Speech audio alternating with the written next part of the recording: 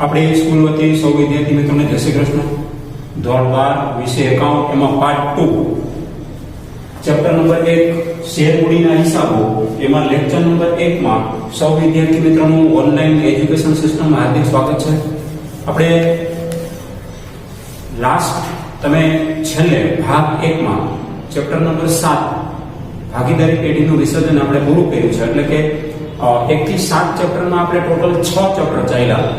બીજું ચેપ્ટર આપણે બાકી રહી ગયું છે ભાગીદારી પેઢીના વાર્ષિક હિસાબો. એટલે ટોટલ આપણે પહેલા ભાગમાંથી 1 થી 6 ચેપ્ટર ટોટલ પૂરા થઈ ગયા છે અને એક બીજું ચેપ્ટર આપણે બાકી છે. હવે આપણે આજે પહેલો ભાગ પૂરો કરીને બીજા ભાગ તરફ આપણે આગળ પ્રયાણ કરીએ છીએ. બીજા ભાગની અંદર ટોટલ 1 થી 6 ચેપ્ટર છે. એ આખું મેં અહીં લખ્યું છે, અહીં જોઈ શકો તમે. ભાગ 2 નામાના મૂળતત્વો ભાગ 2 છે. એમાં મેં લખ્યું છે કંપનીનો ભાગ છે. એટલે ટૂંકમાં કંપની રિલેટેડ જ વાત આવશે આમાં. ટૂંકમાં ભાગીદારી પેઢીની હવે વાત આવવાની નથી. એટલે કે નફા નુકસાનનું પ્રમાણ આપ્યું છે નથી આપ્યું એવો કોઈ પ્રશ્ન હશે નહીં. એટલે ટૂંકમાં હવે આપણે કંપનીનું ભણવાનું છે. પહેલો ભાગ આખો ભાગીદારી પેઢીનો છે જેના 52 માર્ક છે અને બીજો ભાગ આપણો કંપનીનો છે એનો માર્ક છે 48. એટલે 52 + 48 બરાબર 100 માર્ક. આવી રીતે આપણી બ્લુપ્રિન્ટ બનેલી છે 100 માર્કની બોર્ડ માટે. હવે બરાબર સમજી લેજો, આ ભાગ આપણો કંપનીનો ભાગ છે. તો કંપનીનો ભાગ હોય તો તમે એની અનુક્રમણિકામાં જોશો તો તમને ખ્યાલ આવશે. તો અનુક્રમણિકામાં છે ને એને બધાય 6 ચેપ્ટર મૂક્યા. 6 ચેપ્ટરના તમે નામ જોશો ને તો એ કંપનીના નામ છે. જો શેર મૂડી એ કંપનીને લાગુ પડે, બીજું ચેપ્ટર છે ડિબેન્ચરના હિસાબો એ કંપનીને લાગુ પડે, ત્રીજું ચેપ્ટર છે કંપનીના વાર્ષિક હિસાબો એ કંપનીને લાગુ પડે, ચોથું ચેપ્ટર છે નાણાકીય પત્રકોનું વિશ્લેષણ કંપનીને લાગુ પડે, હિસાબી ગુણોત્તરનું વિશ્લેષણ કંપનીને લાગુ પડે અને રોકડ પ્રવાહ પત્રક એ નવું આવ્યું આપણે માટે. એ કોલેજ લેવલનું છે, ટીવાય બીકોમમાં ભણાવવામાં આવે છે. રોકડ પ્રવાહ પત્રક ખાલી 6 માર્કનું છે. આ 6 ચેપ્ટર કંપનીના છે, ભાગીદારી પેઢીને કાંઈ લાગુ પડતું નથી. એટલે ટૂંકમાં આ બધાનો સરવાળો કરો ને 6 ચેપ્ટરના ટોટલ 48 માર્ક થાય છે. તો આપણે ચેપ્ટર વાઇઝ બ્લુપ્રિન્ટ હું તમને લખાવતો જાઉં છું. તો આપણે શેર મૂડી છે એનું ચેપ્ટરનું નામ છે, આપણે લખી નાખીએ શેર મૂડીના હિસાબો. અહીંયા લખ્યું છે ચેપ્ટર નંબર 1 શેર મૂડીના હિસાબો. તો એને ઇંગ્લિશમાં કહેવાય accounting for share capital. Share capital ઇંગ્લિશમાં શેર કેપિટલ, ગુજરાતીમાં શેર મૂડી. પહેલું ચેપ્ટર છે આપણું શેર મૂડી. તો આ શેર મૂડી એ બ્લુપ્રિન્ટ એટલે બોર્ડ માટે કેટલો પૂછાય આમાંથી, તો કે કયા વિભાગમાં પૂછાશે, કેટલા માર્કનું પૂછાય જુઓ. એની બ્લુપ્રિન્ટ જોઈ લઈએ આપણે. બોર્ડ માટે એની બ્લુપ્રિન્ટ જોઈએ. તો કે પહેલા તો વિભાગ A માં જવાબ તમારો રહેશે MCQ. પ્રશ્ન ક્રમાંક રહેશે 6. છઠ્ઠા નંબરનો પ્રશ્ન છે ને એ સમજી લેવાનું તમારે. 1 થી 5 પ્રશ્ન કેમાંથી આવે? પહેલા ભાગની અંદરથી આવે. છઠ્ઠા નંબરનો પ્રશ્ન છે ને એ તમારે શેર મૂડીમાંથી આવશે અને એનો 1 ગુણ. A વિભાગમાં દરેકનો 1 માર્ક હોય. પછી B વિભાગ B માં VSQ એક વાક્યમાં જવાબ. Very short question, one line question, one line answer. એટલે એક લીટીમાં 2 લીટીમાં જવાબ આપો. એટલે મેં લખ્યું છે VSQ એક વાક્યમાં જવાબ. એ 15મા નંબરનો પ્રશ્ન હશે. B વિભાગમાં 15મો નંબર આવશે અને B વિભાગમાં દરેકના 1 માર્ક હોય છે. પછી E વિભાગમાં જવાનું છે, વિભાગ E. તો વિભાગ E માં જવાબ તમારે શું આપવાનો, વિદ્યાર્થીને જવાબ શું આપવાનો? તો કે આમનોંધ તથા ખાતા પૂછાય છે. શું પૂછાય? આમનોંધ જ પૂછાય. મેઇન તો આમનોંધ જ પૂછાય છે. ખાતા પૂછાવાની શક્યતા 20-25% છે, વધારે નથી. એટલે આમનોંધ તથા ખાતા પૂછાય છે. અને પ્રશ્ન ક્રમાંક કેટલાનો રહેશે? તો કે 33 ના અર્થમાં 33 રહેશે. બરાબર સમજો. એક 33 નો પહેલો, એના અર્થમાં 33 નો બીજો. તમને યાદી આપી દઉં. એના 8 માર્ક છે. આપણે વિભાગ B માં 3 જ પ્રશ્ન પૂછ્યા. 8 ના 3. પ્રવેશનો દાખલો 8 માર્કનો જે આપણે થઈ ગયું છે. નિવૃત્તિનો 8 માર્કનો દાખલો જે આપણે કમ્પ્લીટ થઈ ગયું છે. ત્યાર પછી શેર મૂડીનો એક દાખલો આવશે 8 માર્કનો. એટલે 8 3 24 માર્કનો આપણો E વિભાગ બને છે. આપણું શેર મૂડી આપણે પૂરું કરી નાખીએ એટલે સમજી લેવાનું કે આપણે હવે E વિભાગ કમ્પ્લીટ થઈ જાય. કેમ કે પ્રવેશનું ચેપ્ટર પૂરું થઈ ગયું, નિવૃત્તિનું ચેપ્ટર પૂરું થઈ ગયું. પછી શેર મૂડીનું તમે ચેપ્ટર પૂરું કરશો એટલે સમજી લેવાનું વિભાગ E પૂરો. 24 માર્કનો વિભાગ E પૂરો થઈ જશે. તો આમાં એક તમને બેનિફિટ છે કે 33 ના અર્થમાં 33મો નંબર પૂછાય છે. શેર મૂડીના 2 દાખલા હશે, બેમાં આમનોંધ જ પૂછાય છે. ત્યારે ખાતા પણ પૂછે છે કે આટલા ખાતા દોરો. તમને સ્પેસિફિક એમ જણાવે કે શેર મૂડીનું ખાતું જણાવો અથવા તો XYZ તમને એમ કે આટલા ખાતા દોરો તો તમારે એટલા ખાતા આમાં દોરવાના થશે. ટૂંકમાં 33 ના આમાં 33 પૂછાય છે. અને એના 8 માર્ક હશે. હવે એનો સરવાળો કરો, 8 ને 9 ને 10 ટોટલ વેઇટેજ છે ને 10 માર્કનું છે. એટલે 100 માર્કમાંથી 10% એટલે 10 માર્ક એટલે ટકાવારીની દ્રષ્ટિએ જોવું હોય તો 10% વેઇટેજ ધરાવે છે. કુલ ગુણ શેરમૂડીના કુલ ગુણ રહેશે 10 અને કુલ પ્રશ્ન તમને 3 પ્રશ્ન પૂછવાના છે. 3 પ્રશ્ન આમાંથી આવશે, એક A વિભાગમાં, એક B વિભાગમાં અને E વિભાગમાં. ટોટલ તમારે 3 પ્રશ્ન અથવામાં પણ તમને મળશે E વિભાગમાં. હવે 10 માર્કનું વેઇટેજ છે અને આ કંપનીનો ભાગ છે. આપણે મગજમાં હવે કંપની રાખીશું, તો કંપની સિવાય હવે ભાગીદારીનું કંઈ કરવાનું જ નથી. આપણે આવતું 6 ચેપ્ટર આપણે આવે છે બીજા ભાગની અંદર. તો શેરમૂડીના હિસાબોને ઇંગ્લિશમાં કહેવાય અકાઉન્ટિંગ ફોર શેર કેપિટલ. બીજી યાદી આપી દો કે કોરોનાની પરિસ્થિતિને હિસાબે ગુજરાત બોર્ડે આપણા પહેલા ચેપ્ટરમાંથી એટલે કે શેરમૂડીના ચેપ્ટરમાંથી ઘણું બધું એ રદ કરી નાખ્યું છે. આપણા સિલેબસમાંથી, અભ્યાસક્રમમાંથી રદ કરી નાખ્યું. ટોટલ જોવા જઈએ તો આમ તો 50% ચેપ્ટર રહેવા દીધું છે. ઉદાહરણમાંથી 9 ઉદાહરણ બાદ કરી નાખ્યા છે અને સ્વાધ્યાયમાંથી ટોટલ જોવા જઈએ તો 8 દાખલા ઓછા કરી નાખ્યા છે. એટલે 9 ને 8 17 દાખલા ઓછા થઈ ગયા છે. તો આમ જોઈએ તો મારા ભૂતકાળના અનુભવના આધારે જોવા જાવ તો 50% ચેપ્ટર વધ્યું છે અને અઘરું બધું કાઢી નાખ્યું, સાવ સહેલું જ રાખ્યું. તમારા માટે આ વર્ષે કોરોનાની પરિસ્થિતિને ધ્યાનમાં રાખી વિદ્યાર્થી હોમ લર્નિંગ કરે અને કન્ફ્યુઝ ન થાય અને બોરિંગ ન થાય, કંટાળો ન અનુભવે એટલા માટે થોડું ઓછું તો કર્યું છે. 30% લેખે ઓછું કરી નાખ્યું તો આપણા શેરમૂડીના ચેપ્ટરમાં તમને ઘણો બધો રાહત થશે, ઘણો બધો ફાયદો થાય એમ છે. અઘરું બધું કાઢી નાખ્યું. તમારે આ વર્ષે 12મું ધોરણ પાસ કરવું બહુ સહેલું પડે છે. એમાં શેરમૂડીના હિસાબોમાં તો સહેલું જ પડશે. અઘરું બધું નીકળી ગયું, સહેલું જ રાખ્યું. હવે તો હવે આપણે એકાઉન્ટિંગ ફોર શેર કેપિટલ શેરમૂડીના હિસાબો તરફ આગળ વધીએ છીએ. શેરમૂડી અને ડિબેન્ચર બે ચેપ્ટર આપણે ભણવાના થાય. બીજું ચેપ્ટર ડિબેન્ચર છે. તમે જુઓ, તમે એસપીસીસી ની અંદર ડિબેન્ચરનું ચેપ્ટર ભણી ગયા, યાદ કરો. પછી શેરમૂડી તમે ભણી ગયા. એસપી ની અંદર પહેલું ચેપ્ટર આવે શેર બહાર પાડવા, યાદ કરો. પછી ત્રીજું ચેપ્ટર તમારે એસપી ની અંદર આવે ડિબેન્ચર. તો એ બે ચેપ્ટર આપણે અહીંયા એકાઉન્ટ ની અંદર ભણવાના છે. એટલે કે બીએડ ની ભાષામાં જોવું હોય તો એકાઉન્ટ વિષય એસપી સાથે અનુબંધ બાંધેલો છે. કેમ કે જે તમે શબ્દ ત્યાં ભણીને આવો છો, પ્રેફરન્સ શેર ને ઇક્વિટી શેર ને સ્વેટ ઇક્વિટી શેર, એ પાછું અહીંયા ભણવાનું છે. એટલે બહુ અઘરું નહીં પડે. તમે ત્યાંથી થિયરી ભણી નહીં એટલે પાયો તો પાકો જ છે તમારે. પછી બીજું ચેપ્ટર 8 માર્કનું છે ડિબેન્ચર. તો ડિબેન્ચર પણ તમે ત્યાં ભણીને આવ્યા છો, ડિબેન્ચર કમ્પ્લીટ થઈ ગયું છે તમારે. ત્રીજું ચેપ્ટર તમારે ત્યાં ડિબેન્ચરનું છે. તો આપણે અહીં બીજું ચેપ્ટર ડિબેન્ચરનું જુઓ, ત્યાં તમારે ત્રીજું ચેપ્ટર ડિબેન્ચરનું હતું. તો આ પહેલું અને બીજું છે ને એ કંપની માટે બહુ અગત્યના, શેરમૂડી અને ડિબેન્ચર. શેરમૂડી એ શું છે અને ડિબેન્ચર એ શું છે? તો શેરમૂડી એ કંપનીની માલિકીની મૂડી છે અને ડિબેન્ચર એ કંપની માટે ઉછીની મૂડી. એવું તમે ભણીને આવો છો. બેઝિકલી આપણે ફંડામેન્ટલ વિચારીએ તો એનું બેકગ્રાઉન્ડ તૈયાર કરીએ, એટલે કે વિષયાભિમુખ તૈયાર કરીએ તો આ બેનો તફાવત પહેલા સમજી લેવો જરૂરી છે. બે ચેપ્ટર એક આવ્યા. શેરમૂડી એટલે ઇક્વિટી શેરમૂડી આપણે સમજવાની. ઇક્વિટી શેરમૂડીનું બીજું નામ ઓર્ડિનરી શેરમૂડી છે અને શેરના પ્રકારે બતાવ્યા છે. આપણે ધીમે ધીમે આગળ વધવાના છીએ. તો હવે પછી ડિબેન્ચર એટલે ઉછીની મૂડી, લોકો પાસેથી ઉછીના રૂપિયા લેવા એટલે ઉછીની મૂડી, અને માલિકીની મૂડી એટલે શેર મૂડી. આપણે કોઈથી પરત જ ન કરવાનો, આપણી કંપની છે, આપણે કોઈથી નાણાં પરત કરવાના ન હોય તો આપણી માલિકીની મૂડી કહેવાય. પણ આપણે ઉછીના લીધાના હોય તો સામેની વ્યક્તિને આપણે નાણાં પરત કરવા પડે. તો નાણાં પરત કરવા પડે એને બોરોઈંગ કેપિટલ કહેવાય, ઉછીની મૂડી કહેવાય. એટલે આના પછીનું આપણે ચેપ્ટર ડિબેન્ચર ભણીશું. તો પહેલા તો આપણે શેર મૂડી તરફ આગળ વધીએ. એમાંથી કેટલું રદ કર્યું છે હું તમને કહી દઉં. તમે ચોપડી મારી દેજો એટલે બોક્સની અંદર લખ્યું છે.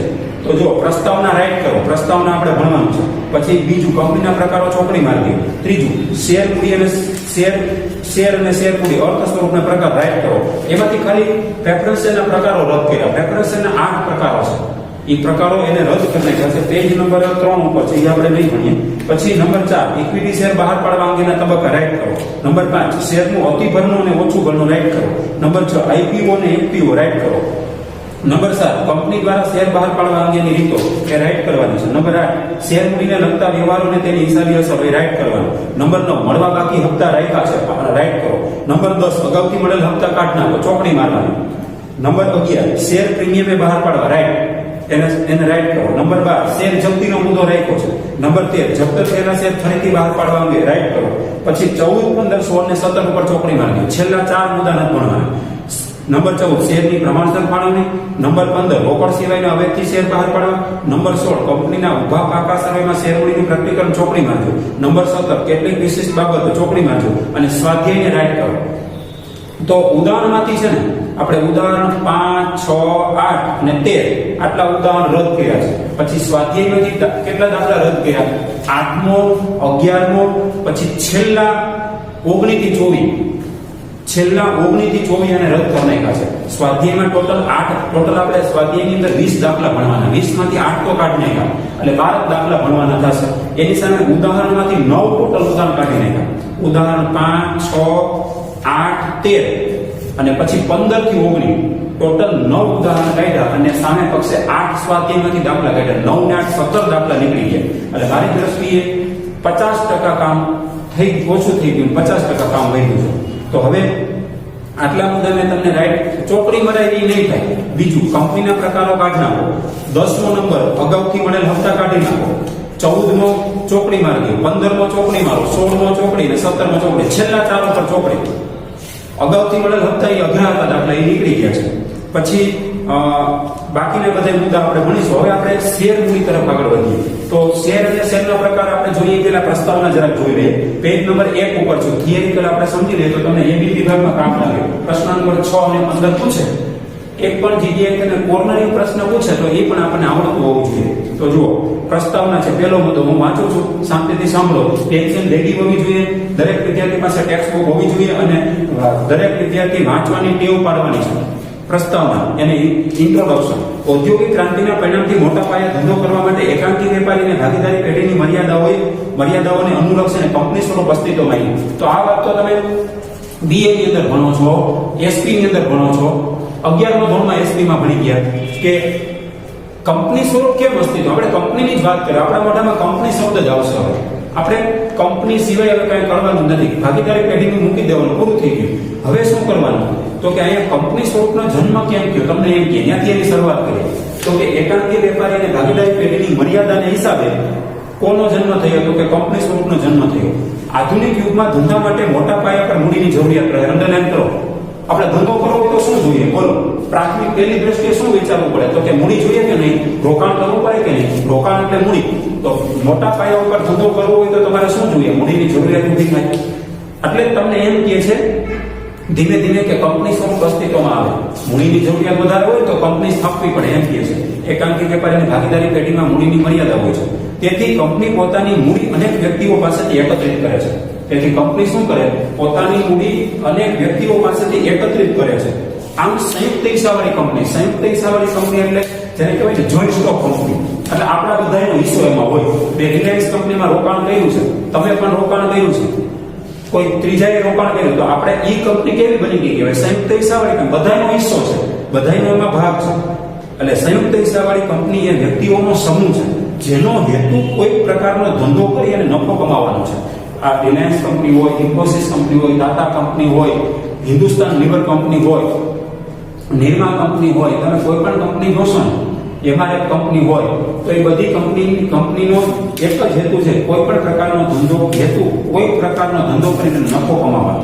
કંપનીને પોતાનું અલગ અસ્તિત્વ કાયદા દ્વારા મળેલું. અંડરલાઈન કરો. વિભાગ એબી માટે કામ લાગશે.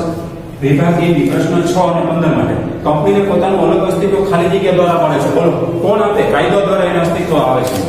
કંપનીની સ્થાપના, કંપનીનું સંચાલન અને કંપનીનું વિસર્જન એટલે કે કંપનીનો અંત. કંપનીનું વિસર્જન એટલે કંપનીનો અંત પણ કાયદા પ્રમાણે જ થાય છે. અને હું કીધું, કંપનીનું અસ્તિત્વ એક તો કાયદા દ્વારા મળે છે. કંપની એમને ઊભી નથી થતી, કાયદા દ્વારા અસ્તિત્વમાં આવી જાય છે. એની સ્થાપના, પછી એનું સંચાલન, એનું કંપનીનું વિસર્જન અથવા કંપનીનો અંત પણ કાયદા દ્વારા જ થાય છે. ભારતમાં સૌપ્રથમ વાર કંપની માટે અલગ કાયદો 1956માં બન્યો હતો. તમને ખબર જ છે આ વાત, તમે જાણીને આવો છો. ભારતમાં સૌથી પહેલા આપણા દેશની અંદર, ભારત દેશની અંદર 1956માં સૌથી પહેલા અલગ કાયદો બન્યો. કંપનીનો કાયદો 1956 એવું બોલીએ છીએ આપણે. જે કંપની ધારો 1956 એટલે કે કંપનીઝ એક્ટ 1956 તરીકે ઓળખાય છે.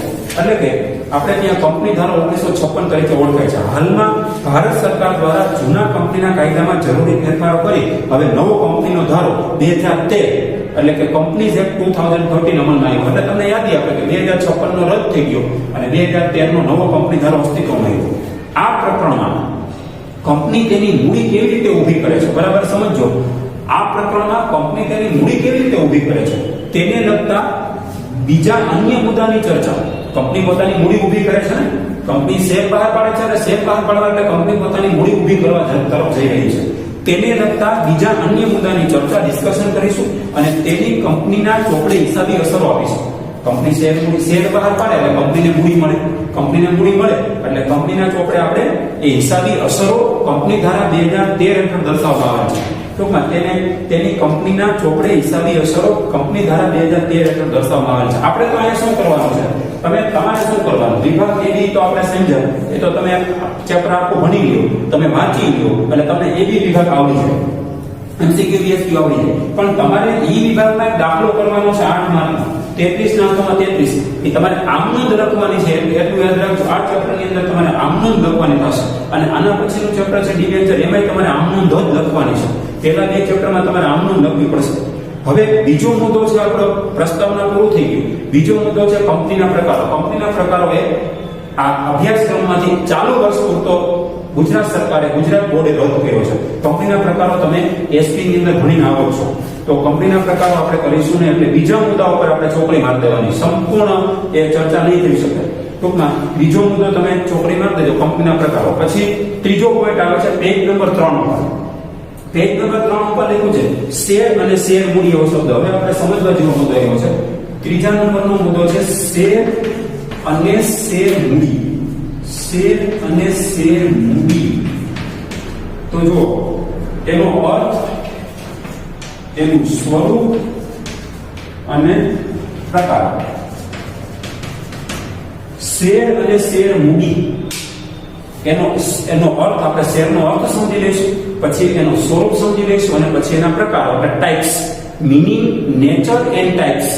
આપણે શેર એન્ડ શેર કેપિટલ બેનો અર્થ સમજવાનો. શેર એટલે શું અને શેર મૂડી એટલે શું. આપણે કંપનીની જ વાત કરતા હોય તો આપણને એમાં રસ પડે આપણને કે આ બધા શેર એવું કરતા હોય. શેર એટલે તો વેચવું એવું થાય. આપણે કે શેર, તમે આ મેસેજ શેર કરજો, તમે આ મેસેજ શેર કરતા નહીં, તો શેર કરવું એટલે બધાય વચ્ચે વેચવું, એનો અર્થ એમ થાય. તો આપણે હવે શેર એટલે શું એ જરાક જોઈ લઈએ. તો પેજ નંબર હું 3 ઉપર છું, મુદ્દા નંબર 3 છે શેર અને શેર મૂડી, એનો અર્થ, સ્વરૂપ અને પ્રકાર. કંપનીની મૂડીને ખાલી જગ્યા કહેવાય છે. ત્યાંથી વાત કરીએ ને, કંપનીની મૂડીને ખાલી જગ્યા કહેવાય છે. પ્રશ્ન છે, બરાબર સમજજો, એમસીક્યુ બીએસક્યુ. કંપનીની મૂડીને શું કહેવાય? પ્રશ્નાર્થ એમસીક્યુ પ્લસ બીએસક્યુ, એક ગુણ માટે પૂછાય. બરાબર સમજો, હું તમને એનું લાઈવ ઉદાહરણ આપું છું. કંપનીની મૂડીને એમાં જવાબ આપી દો, પછી હું તમને ઉદાહરણ આપું. એનો જવાબ છે તો કે કંપનીની મૂડીને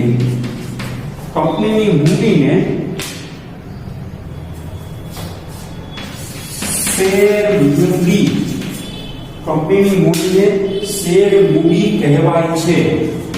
બરાબર સમજો. આ એક માર્ક, આ તમારો જવાબ. તમારે શેર મૂડી એવો શબ્દ વાપરવાનો, ઇંગ્લિશમાં શેર કેપિટલ કહેવામાં લખ્યું છે. બરાબર સમજવાની કોશિશ કરજો. આપણે નાના પાયા પરથી ચાલુ કરીએ. સૌથી પહેલા ધંધાનું નામ શું ઉપર લખ્યું તો કે એકાંકી વેપારી, જેનું બીજું નામ છે વૈયક્તિક માલિકી, સોલ પ્રોપ્રાઇટર. એટલે એકલો ને એકલો મૂડી રોકાણ કરે, એક જ વ્યક્તિ નફો થાય કે ખોટ થાય બધું લઈ જાય, સંચાલન પણ પોતે જ કરે, જોખમ પણ પોતે જ ઉઠાવે, વિસ્તરણ પણ પોતે જ કરે, એકાંકી વેપારી કહેવાય. ટૂંકમાં નફાનો ભાગ પાડવાનો પ્રશ્ન જ નથી કે ખોટનો ભાગ પાડવાનો પ્રશ્ન ન હોય, એને એકાંકી વેપારી કહેવાય. એકાંકી વેપારીની મૂડીને શું કહેવાય? આપણે ત્યાંથી શરૂઆત કરીએ. એકાંકી વેપારીની મૂડીને શું કહેવાય અને એકાંકી વેપારીની મૂડી કોણ લાવે? તો એકાંકી વેપારીની મૂડી માલિક પોતે જ લાવે અને એને માલિકની મૂડી કહેવાય. બીજું, ભાગીદારી પેઢીની મૂડીને શું કહેવાય અને એની મૂડી કોણ લાવે? તો કે ભાગીદારી પેઢીની મૂડી ભાગીદારો લાવે છે અને ભાગીદારો લાવતા હોવાથી આપણે એમ કહેવાનું કે આ ભાગીદારોની મૂડી છે. એટલે કે માલિકો એટલે ભાગીદારોની મૂડી. એવી જ રીતે કંપનીની મૂડીને શું કહેવાય અને કંપનીને મૂડી પૂરી પાડનારા કોણ હોય છે? તો કે કંપનીને પહેલા તો મૂડી પૂરી પાડનારા શેર હોલ્ડર હોય છે. શેર હોલ્ડરનું ગુજરાતી નામ કહેવાય શેર ધારક. તો શેર ધારક હોય કંપનીને શેર મૂડી પૂરી પાડે છે અને એ શેર મૂડી જે પૂરી પાડવામાં આવે છે એ કંપનીની મૂડી છે. એ કંપનીની મૂડીને શેર મૂડી કહે છે. જો આગળ શેર શબ્દ આવી ગયો, કંપનીની મૂડીને શેર મૂડી કહે છે. એકાંકી વેપારીમાં માલિકની મૂડી કહેવાય. ભાગીદારી પેઢીની અંદર ભાગીદારોની મૂડી કહેવાય. કોણ પૂરી પાડે? ભાગીદારો. જ્યારે કંપનીની અંદર કોણ પૂરી પાડે શેર મૂડી? તો કે મૂડી કોણ પૂરી પાડે? તો કે શેર હોલ્ડરો. આગળ શેર શબ્દ લખવાનો. શેર હોલ્ડરો મૂડી પૂરી પાડે અને એટલા માટે કંપનીની મૂડીને શેર મૂડી કહેવાય છે. કંપનીની મૂડીને શું કહે છે? તમને પ્રશ્ન પૂછવામાં આવે. પ્રશ્ન છે કંપનીની મૂડીને શું કહેવાય? એમસીક્યુ બીએસક્યુ એક ગુણ. તો કે કંપનીની મૂડીને શેર મૂડી કહેવાય છે. વિભાગ બી માં તમને પૂછે બીએસક્યુ કંપનીની મૂડીને શું કહેવાય? કંપનીની મૂડીને શેર મૂડી કહેવાય છે. કંપની ભાગીદારી પેઢી હોય તો ભાગીદારોની મૂડી કહેવાય છે. એકાંકી વેપારી હોય તો માલિકની મૂડી બોલાય છે. એકાંકી વેપારીમાં માલિકની મૂડી બોલાય. ભાગીદારી પેઢીમાં ભાગીદારોની મૂડી બોલાય. જ્યારે કંપનીની અંદર શું બોલાય? કંપનીની શેર મૂડી બોલાય. એટલે કે શેર મૂડી બોલો એટલે એ કંપનીની મૂડી થઈ કહેવાય. એટલે કે કંપનીની મૂડી હોય મૂડી તો એ કંપનીની મૂડીને શું કહેવાય? તો કે કંપનીની મૂડીને શેર મૂડી કહેવાય. ઇંગ્લિશમાં એને શેર કેપિટલ કહેવાય. જે શબ્દ મોટા અક્ષર લખ્યું છે શેર મૂડી કહેવાય. પછી આપણને પ્રશ્ન થાય કે શેર એટલે શું? SHARE share. SHARE share. Share એટલે તમને કીધું કે શેર એટલે તો વેચવું, પણ શેર એટલે શું એમ? તો આપણે સહેજે આપણે કોઈથી જોયું ન હોય, કોઈથી અનુભવ્યું ન હોય, કોકના માટે આપણે ખાલી સાંભળ્યું હોય કે શેર શેર એવો શબ્દ બોલ્યા કરે એટલે એનો અર્થ શું થાય? તો કે શેર એટલે શું? પછી એમાં જ આગળ વધીએ. પેજ નંબર 3 ઉપર જુઓ. પહેલા તો એક લીટી લખી કંપનીની મૂડીને શેર મૂડી કહેવાય છે. ઇંગ્લિશમાં શેર કેપિટલ. પછી આગળ વધીએ. જેને ફેરબદલી કરી શકાય તેવા નાના નાના સ્વરૂપમાં વિભાજિત કરવામાં આવે છે. જો પહેલા તો એમ કીધું કે શેર મૂડી એટલે આપણે શબ્દ પકડી લીધો શેર મૂડી. પેલો આપણે શબ્દ પકડ્યો શેર મૂડી. તો કોઈ કંપની તમે લઈ લ્યો, રિલાયન્સ કંપની તમે લ્યો. રિલાયન્સ કંપની આપણે કંપનીની જ વાત કરવાની છે. તો રિલાયન્સ કંપનીની શેર મૂડી દાખલા તરીકે રૂપિયા 50 લાખ રૂપિયા છે. આપણે સમજીએ રિલાયન્સ કંપનીની શેર મૂડી 50 લાખ રૂપિયા છે. આપણે હવે નક્કી કરી લીધું છે કે હું શેર મૂડી બોલું એટલે તમારે શું સમજવાનું? કંપનીની મૂડી સમજવાની છે. શું સમજવાનું? કંપનીની મૂડી. કંપનીની મૂડી એટલે રિલાયન્સ કંપનીની મૂડીને તમારી સામે રૂપિયા લેખા. રૂપિયા કેટલા? 50 લાખ રૂપિયા લેખા. 50 લાખ રૂપિયા લેખા એટલે કંપનીની મૂડી થઈ ગઈ. હવે આને આ 50 લાખને ફેરબદલી કરી શકાય તેવા નાના સ્વરૂપમાં વિભાજિત કરવામાં આવે છે. અને નાના સ્વરૂપમાં વિભાજિત કરી નાખવામાં આવે છે. આ 50 લાખ રૂપિયાને નાના સ્વરૂપમાં વિભાજિત કરી નાખવામાં આવે છે. આવા દરેક વિભાજિત એકમને શેર કહેવાય છે. બરાબર સમજો. કૌંસમાં SHARE લખ્યું. તો અહીંયા મેં શેર એટલે શોની વ્યાખ્યા આપણે જોઈએ. તમને વિભાગ A B માં પૂછે તો કામ લાગશે 1 માર્કમાં. શેર એટલે શું? તો શેર એટલે ફેરબદલી કરી શકાય તેવા નાના સ્વરૂપમાં ફેરબદલી કરી શકાય. એક પાસેથી બીજા પાસે શેર લઈ જાય, બીજા પાસેથી ત્રીજા પાસેથી ચોથા પાસે નાના સ્વરૂપમાં વિભાજિત કરવામાં આવે છે. આવા દરેક વિભાજિત એકમને શેર કહે છે. એકમ એટલે યુનિટ. આવા દરેક વિભાજિત જે એકમ છે, વિભાગ પાડેલા એટલે ભાગ પાડેલા નાના એવા વિભાજિત કરેલ એકમને શેર કહેવાય. આવા દરેક વિભાજિત એકમ જે પડ્યા છે એને શેર કહેવાય છે. ફરી વખત શેર એટલે શું? એમસીક્યુ અને બીએસક્યુ માં પૂછી શકાય. એમસીક્યુ પ્લસ બીએસક્યુ માં તમને ખબર હોવી જોઈએ એક ગુણમાં.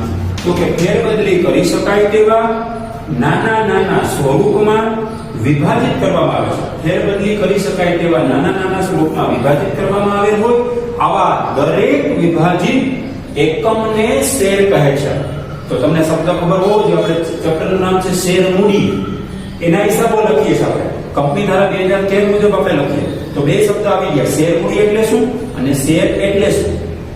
તો કંપનીની મૂડીને શેર મૂડી કહે. શેર મૂડી કંપનીની મૂડીને શું કહે છે? તો કે કંપનીની મૂડીને શેર મૂડી કહે છે.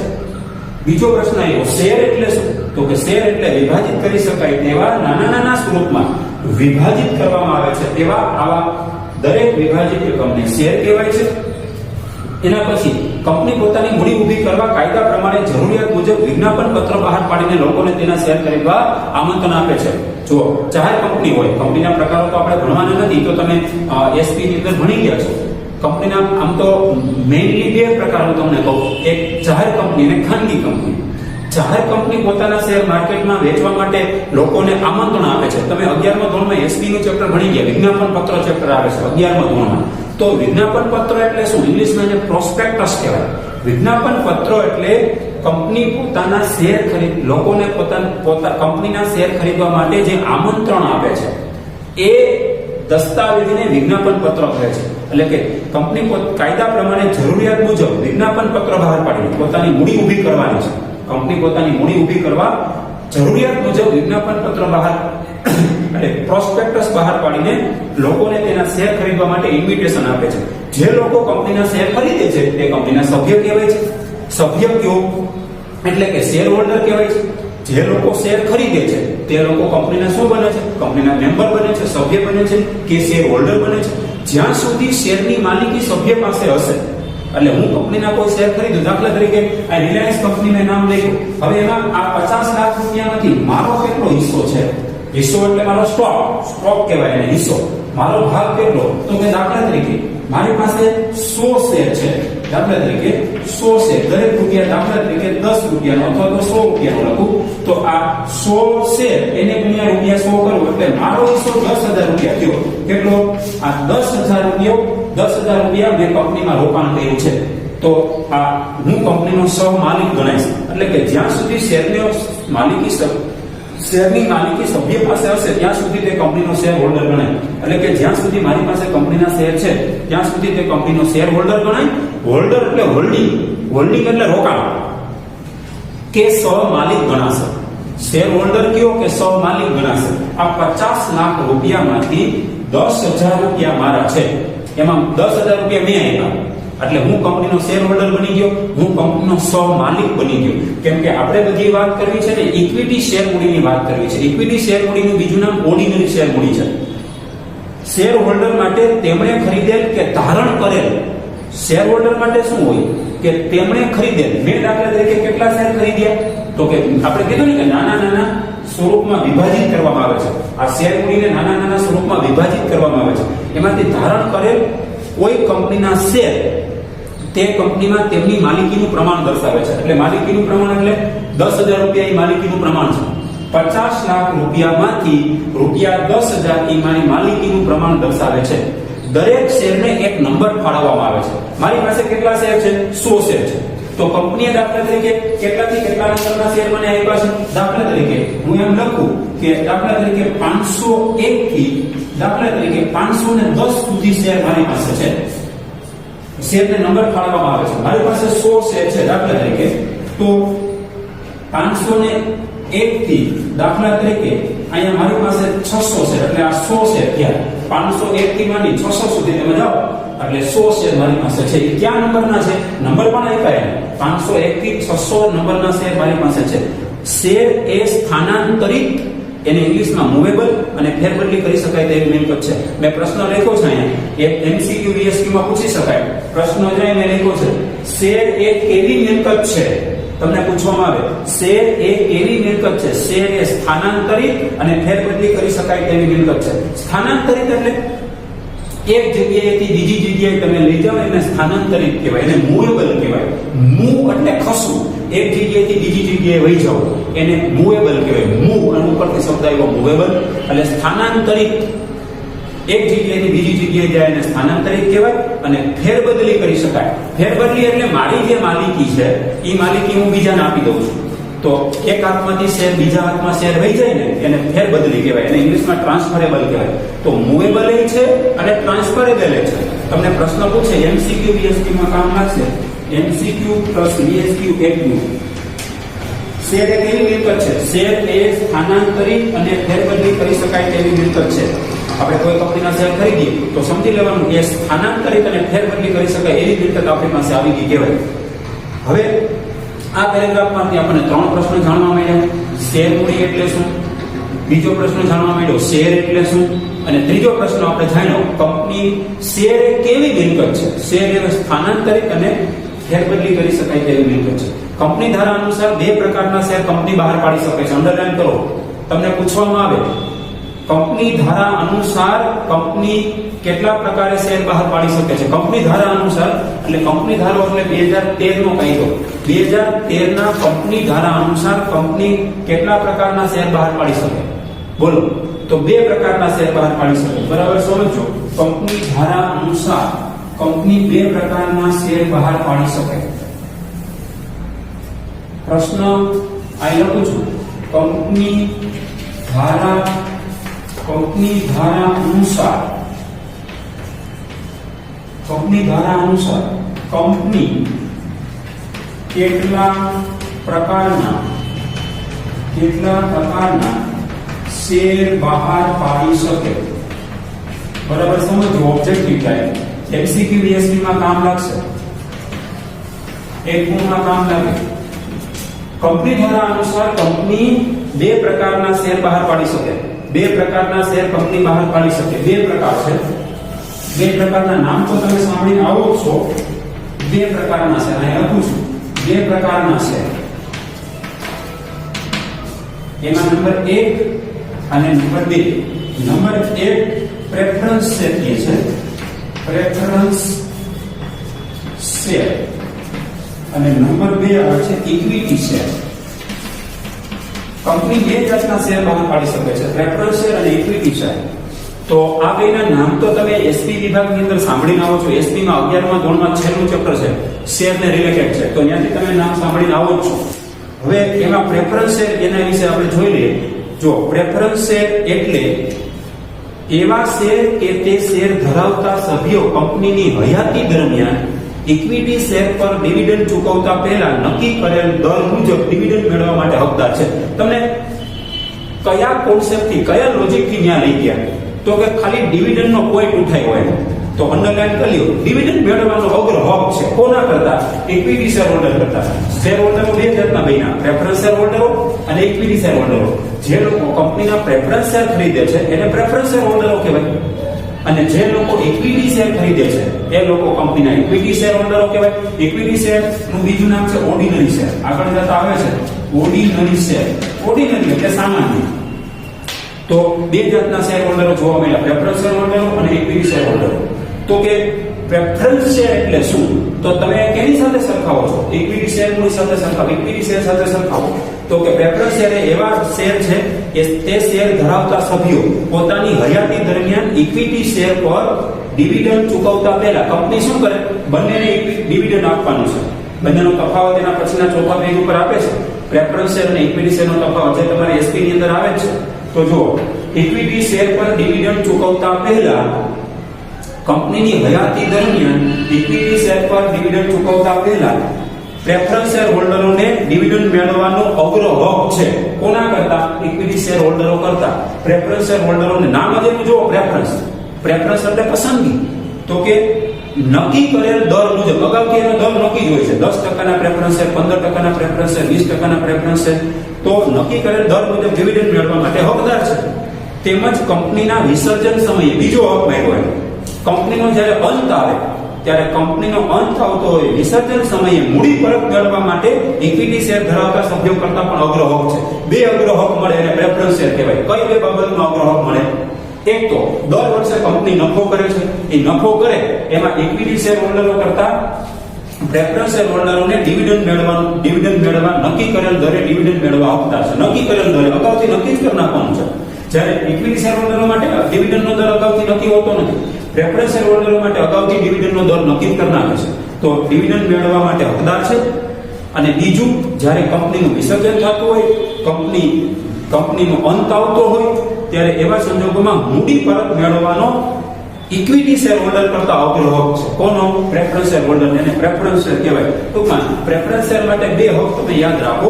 પ્રેફરન્સ શેર એટલે શું એમ પૂછવામાં આવે તો કે ડિવિડન્ડ મેળવવાનો નિશ્ચિત દરે ડિવિડન્ડ મેળવવા હકદાર હોય અને કંપનીનું વિસર્જન સમયે મૂડી પરત મેળવવા માટે ઇક્વિટી શેર ધરાવતા સભ્યો કરતા અગ્ર હક હોય તો એને પ્રેફરન્સ શેર કહેવાય. હવે પ્રેફરન્સ શેરના પ્રકારો આપણે કરવાના નથી, તો એ આપણે કરીશું નહીં. એના પછી પેજ નંબર 4 ઉપર જઈએ આપણે. તો પેજ નંબર 4 ઉપર ઇક્વિટી શેર અથવા ઓર્ડિનરી શેર એવું લખ્યું છે. જો પેજ નંબર 4 ઉપર ઇક્વિટી શેર અથવા ઓર્ડિનરી શેર એ આપણે પૂછાશે, એના દાખલા આવશે. તો જોઈએ ઇક્વિટી શેરનું બીજું નામ શું લખ્યું? લખ્યું મેં ઓર્ડિનરી શેર. તો કે જો જે શેર પ્રેફરન્સ શેર નથી તેવા શેરને ઇક્વિટી શેર કહેવાય. બરાબર સમજો, એકદમ લોજિકલી સિમ્પલી પાયાની વાત કરી દીધી કે જે શેર પ્રેફરન્સ શેર નથી એ ઇક્વિટી શેર કહેવાય. ઇક્વિટી શેર ધરાવનારાઓને કંપનીની સભામાં મતદાન કરવાનો અધિકાર છે. મતદાન એટલે આપણે બોલીએ વોટિંગ રાઇટ છે. ટૂંકમાં ઈ તમે એના તફાવતમાં પણ જોઈ શકો છો, તફાવત નીચે આપ્યો છે. તો ઇક્વિટી શેર ધરાવનારાઓને કંપનીની સભામાં મતદાન કરવાનો અધિકાર છે. પ્રેફરન્સ શેર પર નક્કી કરેલા દરે ડિવિડન્ડ આપ્યા બાદ વધતા નફામાંથી ઇક્વિટી શેર પર કંપનીના સંચાલકોએ નક્કી કરેલ ભલામણનો કંપનીના શેરહોલ્ડરની સામાન્ય સભામાં ઠરાવ પસાર કરીને ડિવિડન્ડ આપવામાં આવે છે. ઇક્વિટી શેરહોલ્ડરને ડિવિડન્ડ આપવાનું છે. આપણે જ્યારે આમનોંધ લખીશું, ને તમને ખબર છે આ ચેપ્ટરમાંથી આમનોંધ લખવાની છે. આપણે 8 માર્કની આમનોંધ આવે છે ઈ વિભાગમાં 33મો પ્રશ્ન. એમાં ડિવિડન્ડનો કોઈ પ્રશ્ન આવતો જ નથી. આપણે એક પણ દાખલાની અંદર ડિવિડન્ડ શું છે એવો પ્રશ્ન છે જ નહીં. એ તમારે એસપી માં અને બીએ ની અંદર આવે છે. ટૂંકમાં આમાંથી એટલી સેન્સ લઈ લઈએ આપણે કે ઇક્વિટી શેર એટલે શું? જે શેર પ્રેફરન્સ શેર નથી તેને ઇક્વિટી શેર કહેવાય. ઇક્વિટી શેર ધરાવનારાઓની કંપનીની સભામાં એક તો મતદાન કરવાનો અધિકાર છે, જે પ્રેફરન્સ શેર હોલ્ડરને અધિકાર હોતો નથી. એના તફાવતની અંદર પણ આવે છે.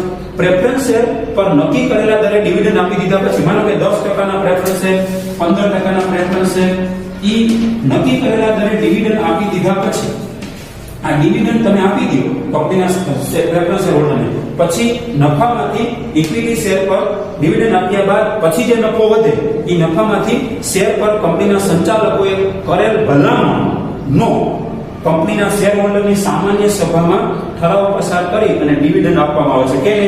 ઇક્વિટી શેર હોલ્ડરને. ક્યારે ડિવિડન્ડ મળે? પ્રેફરન્સ શેર હોલ્ડરને ડિવિડન્ડ આપી દીધા પછી નક્કી કરેલ દરે, પછી કંપનીની સામાન્ય સભા બોલાવવામાં આવે, એમાં ઠરાવ પસાર કરવામાં આવે અને સંચાલકો ભલામણ કરે એ મુજબ ઇક્વિટી શેર હોલ્ડરને ડિવિડન્ડ આપવામાં આવે છે. કંપનીનો ચાલુ વર્ષનો નફો, તેના પાછલા વર્ષોના નફો, કંપનીની એકત્રિત અનામતો અને ભવિષ્યના નફાની શક્યતાઓ. કેટલું બધું કહી દીધું. કંપનીનો ચાલુ વર્ષનો નફો એટલે કરંટ યર. દાખલા તરીકે ચાલુ વર્ષ આપણો કયું ચાલુ છે? 2020-21 ચાલુ છે. તો ચાલુ વર્ષનો નફો કેટલો છે, એની શક્યતાઓ કેટલી છે, પછી પાછલા વર્ષનો નફો કેટલો થયો તો એ જોવું પડશે. પછી કંપનીની એકત્રિત અનામતો કેટલી છે, કંપની પાસે ભૂતકાળમાંથી નફામાંથી કેટલી અનામતો રાખી, અને ભવિષ્યમાં નફો થવાની કેટલીક શક્યતાઓ છે એની પોસિબિલિટી ચેક કરવાની છે. તેમજ સંચાલકોની નીતિ એટલે જે મેનેજમેન્ટ છે, બોર્ડ ઓફ ડિરેક્ટર્સ છે, એની પોલિસી શું છે એ ધ્યાનમાં રાખીને દર વર્ષે કંપની ઇક્વિટી શેર પર ડિવિડન્ડ આપે છે. આ લોકોને ઇક્વિટી શેર હોલ્ડર પર ડિવિડન્ડ આપે તો એ કેવી રીતે ડિવિડન્ડ નક્કી કરે? ચાલુ વર્ષનો નફો કેટલો થયો છે, પાછલા વર્ષનો નફો કેટલો હતો, કંપની પાસે એકત્રિત અનામતો કેટલી પડી છે, ભવિષ્યના નફાની શક્યતાઓ કેટલી છે, કંપનીને તેમજ સંચાલકોની નીતિને ધ્યાનમાં રાખવી પડશે. એવું દર વર્ષે કંપની દ્વારા ઇક્વિટી શેર પર ડિવિડન્ડ આપે છે. કંપનીના વિસર્જન વખતે, કંપનીનું વિસર્જન એટલે જે કોલેજ લેવલ ઉપર તમારે ભણવાનું, કંપનીનો વિસર્જન એટલે કંપનીનો અંત લાવવો. વિસર્જન વખતે જે તમારે એસપી ની અંદર છેલ્લું ચેપ્ટર આવે છે કંપનીનું વિસર્જન. કંપનીના વિસર્જન વખતે કંપની પાસે બાકી રહેલી ફંડ એટલે રકમ, પ્રેફરન્સ શેર મૂડીની રકમ પ્રેફરન્સ શેર હોલ્ડરને પરત કર્યા બાદ જ ઇક્વિટી શેર મૂડીની રકમ પરત મેળવવાનો ઇક્વિટી શેર હોલ્ડરનો અધિકાર. એટલે તમને એમ કહે છે જ્યારે કંપનીનું વિસર્જન થાય ત્યારે સૌથી છેલ્લે મૂડી કોની પરત થાય? Equity share holder. કેમ કે ઇક્વિટી શેર હોલ્ડરો એ શું છે? ઇક્વિટી શેર હોલ્ડરો એ કંપનીના સાચા માલિકો છે. કંપનીના સાચા માલિકો. કંપનીના માલિકો કોણ કહેવાય? બોલો. ઓનર્સ બોલતા હોય, આપણે પ્રોપ્રાઇટર બોલતા હોય. કંપનીના સાચા માલિકો ઇક્વિટી શેર હોલ્ડરો છે. એટલે કે કંપનીના વિસર્જન થાય ત્યારે કંપની પાસે બાકી રહેલ ફંડમાંથી પહેલા તો પ્રેફરન્સ શેર મૂડી પરત કરી નાખે. એ પ્રેફરન્સ શેર મૂડી પરત થઈ ગયા બાદ એના બાદ જ ઇક્વિટી શેર હોલ્ડરને એમની મૂડી પરત કરવામાં આવે છે. એટલે કે ઇક્વિટી શેર મૂડીની રકમ પરત મેળવવાનો ઇક્વિટી શેર હોલ્ડરને અધિકાર છે. ઇક્વિટી શેર મૂડી કંપનીની મુખ્ય શેર મૂડી કહેવાય છે. આપણે લખ્યું છે ઇક્વિટી શેર મૂડી. ઇક્વિટી શેર મૂડી ને શું કહેવાય? કંપનીની, બરાબર યાદ રાખજો, કંપનીની મુખ્ય મૂડી કહેવાય. કંપનીની મુખ્ય મૂડી એ ઇક્વિટી શેર મૂડી કહેવાય. એટલે કે ઇક્વિટી શેર મૂડી કંપનીની મુખ્ય શેર મૂડી કહેવાય. અંડરલાઈન કરી લેજો, વિભાગ લીબીમાં કામ લાગશે. ખાલી જગ્યા કંપનીની મુખ્ય શેર મૂડી કહેવાય છે. કઈ ઇક્વિટી શેર મૂડી કે પ્રેફરન્સ શેર મૂડી તમને ઓપ્શન આપે એ વિભાગમાં A B C D 4 તો તમારે એમાં ઇક્વિટી શેર મૂડી તમારો પ્રોપર કરેક્ટ આન્સર હશે કંપની ધારા પ્રમાણે ઇક્વિટી શેરની શેર દીઠ કિંમત ઓછામાં ઓછી 1 હોવી જોઈએ આ એક પ્રશ્ન MCQ પૂછી શકાય બરાબર સમજો હવે પછી લેટેસ્ટમાં લેટેસ્ટ દાર્શનિક કિંમતની તમને વાત કરે છે ફેસ વેલ્યુની વાત કરે છે તો જુઓ સૌથી પહેલા આપણે પ્રશ્ન સમજી લઈએ પ્રશ્ન શું છે તો કે એમ કીધું કે કંપની ધારા પ્રમાણે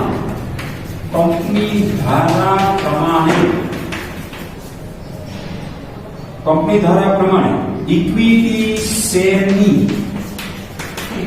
શેરની શેર દીઠ કિંમત ઓછામાં ઓછી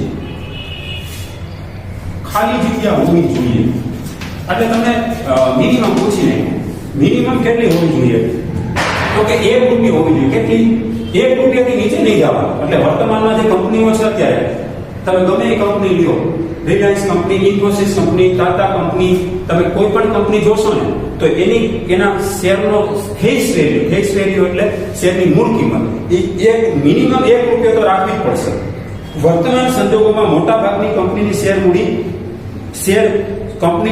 દીઠ મૂળ કિંમત 1 અથવા 10 અથવા 100 હોય છે વર્તમાનમાં આપણી કંપનીઓ જે છે એની શેર દીઠ મૂળ કિંમત કેટલી હોઈ શકે 1 હોય પછી વચ્ચે અથવા લખું છું 1 હોય અથવા ₹10 હોય અથવા ₹100 પણ હોય તો આ રીતની હવે અત્યારે વર્તમાનમાં આ રીતે છે શેર દીઠ મૂળ કિંમત 1 રૂપિયો પણ હોય બરાબર યાદ રાખજો અથવા 10 રૂપિયા પણ હોય અથવા 100 રૂપિયા પણ હોય પણ તમારે આમાંથી એક MCQ પૂછાય છે અંડરલાઈન કરી લેજો કંપની ધારા પ્રમાણે ઇક્વિટી શેરની શેર દીઠ કિંમત ઓછામાં ઓછી ખાલી જગ્યા હોવી જોઈએ કંપની ધારા પ્રમાણે MCQ VSQ માં પ્રશ્ન પૂછી શકાય MCQ પ્લસ VSQ એક ગુણ કંપની ધારા પ્રમાણે ઇક્વિટી શેરની શેર દીઠ કિંમત ઓછામાં ઓછી ખાલી જગ્યા હોવી જોઈએ બોલો 1 10 100 કે 115 ચાર ઓપ્શન મેં તમને આપ્યા તો એમાં ઓછામાં ઓછી 1 હોવી જોઈએ કેટલી મિનિમમ 1 રૂપિયો રાખવાની 1 થી નીચે રાખવાની નહીં અને વર્તમાનમાં કંપનીઓ જે છે આ ત્રણમાંથી 1 રાખે છે કાં 1 રૂપિયો કોઈ કંપનીએ રાખ્યા હોય કાંઈ ફેસ વેલ્યુની વાત કરો કાં 10 રૂપિયા રાખ્યા હોય અથવા તો 100 રૂપિયા રાખ્યા હોય ટૂંકમાં આમાંથી આપણને MCQ VSQ જાણવા મળે ઇક્વિટી શેરની શેર દીઠ કિંમત ઓછામાં ઓછી 1 તો હોવી જ જોઈએ હવે તમને તફાવત આપે છે પ્રેફરન્સ શેર અને ઇક્વિટી શેર વચ્ચેનો તફાવત જે તમે તફાવત તમારા 12મા ધોરણમાં ડિબેન્ચરનું ચેપ્ટર આવે છે તમારે SP ની અંદર તો SP ની અંદર અને શેર બહાર પાડવા પહેલું ચેપ્ટર આવે પહેલું ચેપ્ટર શેર બહાર પાડવા અને ત્રીજું ચેપ્ટર છે ડિબેન્ચર એની અંદર આ તફાવત આવી જાય છે અને આપણે તફાવત કરવાની કોઈ રિક્વાયરમેન્ટ રહેશે નહીં ટૂંકમાં એ તફાવત તમે ત્યાં ભણી લીધો છે અને તફાવત આમાં પૂછાતો પણ નથી MCQ VSQ માં પૂછાય તો આપણે જોઈ લઈશું તો હવે તમે છે ને આપણો પહેલો લેક્ચર અહીંયા પૂરો કરીએ આપણે હોમવર્કમાં છે ને હું તમને એની બ્લુપ્રિન્ટનો ફોટો પાડીને મોકલી દઈશ એ બ્લુપ્રિન્ટનો ફોટો તમે ફેસબુકમાં ઉતારી શકશો અને બીજું તમારે આજે મેં જેટલું ચલાવ્યું છે પ્રસ્તાવના પછી પેજ નંબર 3 ઉપર ગયો શેર અને શેર મૂડી અર્થ સ્વરૂપ અને પ્રકારો વાંચવાનું છે આટલું તમારે વાંચવાનું છે અને બ્લુપ્રિન્ટ લખવાની છે આજે આપણો